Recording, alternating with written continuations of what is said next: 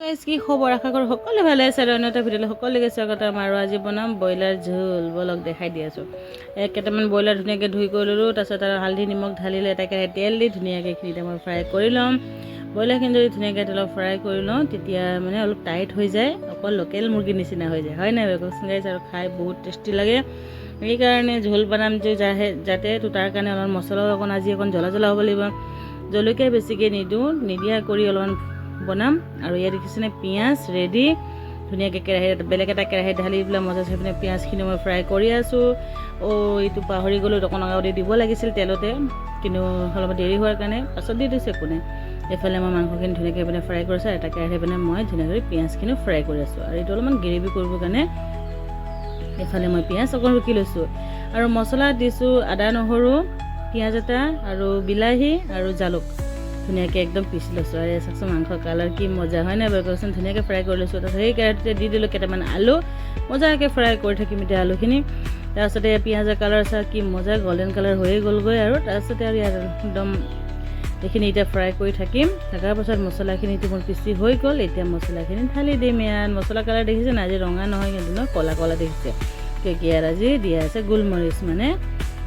জালুক মজাছে পিচি দিছোঁ জালুক আছে কমচে কম 20-30টামান ঢালিছোঁ চাগে বহুত জ্বলা হ'ব জানিছোঁ এইটো বাৰু একদম মানে নাকেদি জোল বোৱা জোৰকৈ খাব লাগিব আজি মানে বতৰো ঠাণ্ডা বহুত বৰষুণ পৰি আছে তো খাই দিওঁ আৰু এনেকৈ অলপমান হালধি চালধি দি মজাকৈ এইখিনি এতিয়া ফ্ৰাই কৰি আছোঁ মছলাখিনি জানে মই বহুত সময় ফ্ৰাই কৰোঁ আৰু এনেও ফ্ৰাই কৰিলে ভাল লাগে হয় নাই বাৰু খাই সেই আলুৰ কালাৰ মজা হৈ গ'ল হয় নাই বাৰু আৰু তাতে একদম আলু মাংসখিনিও সকলোখিনি ফ্ৰাই হৈ গ'ল আৰু মছলাখিনি ধুনীয়াকৈ মই এইফালে ফ্ৰাই কৰি আছোঁ আৰু আজি দুফালে দুটা কাম কৰিব লগা আছে এফালে ম'ম' বনাব ৰেডি কৰি আছোঁ আৰু এইফালে মই মাংস আৰু ভাতো বনাই ৰেডি কৰি আছোঁ ব'লক বাহ কি মজা কালাৰ তাতে এটা মই বিলাহী ধুনীয়াকৈ কাটি থৈ দিয়া আছিলে এই বিলাহীটোক এতিয়া ঢালি দিলোঁ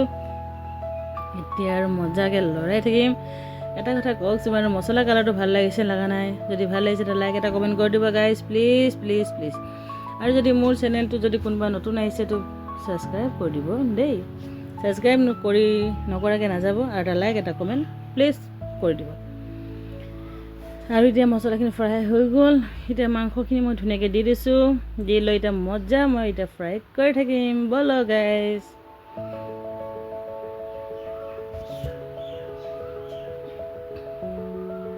একদম মজা দিছে ন কালাৰটো বহুত ধুনীয়া দেখিছে একদম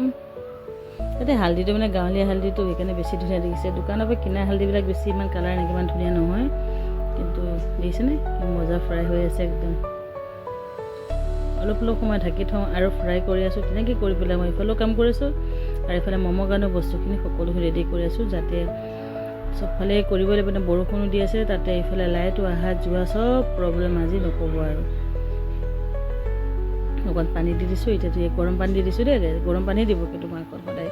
ঠাণ্ডা পানী দি দিলে সেমেকি যায় গৰম পানী দিয়াৰ লগে লগে উতলি যায় তো ধুনীয়া হয় মাংসখিনি খাবলৈ কাৰণে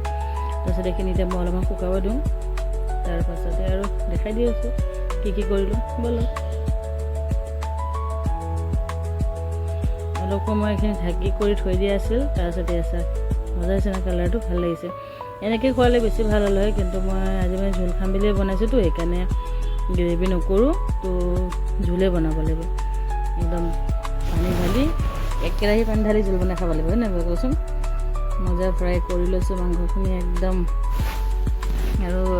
আপোনালোকে আজি কি বনালে কি খালে ক'বচোন কমেণ্ট এটা কৰি দিব কমেণ্ট এটা আৰু মোৰ চেনেলটো প্লিজ যদি ছাবস্ক্ৰাইব কৰা নাই ছাবস্ক্ৰাইব কৰি দিব দেই যেনেকৈ হ'লেও ছাবস্ক্ৰাইব কৰি দিব আৰু এই দেখিছেনে পানী ঢালি দিছোঁ তো কালাৰ চাওক আজি ৰেড চিলি একো দিয়া নাই অনলি জালুক গুড়ি মানে গোলমৰিচ তো ভাল লাগিছে নাই ভাল লাগিছে তেতিয়া লাইক এটা কমেণ্ট কৰি দিব আৰু হয় নহয় বাৰু ইমান কষ্টকৈ বনাই কৰি দেখাওঁ আপোনালোকক তো প্লিজ লাইক কমেণ্ট কৰি দিব আজিলৈ ইমানতে দিছোঁ বাই বাই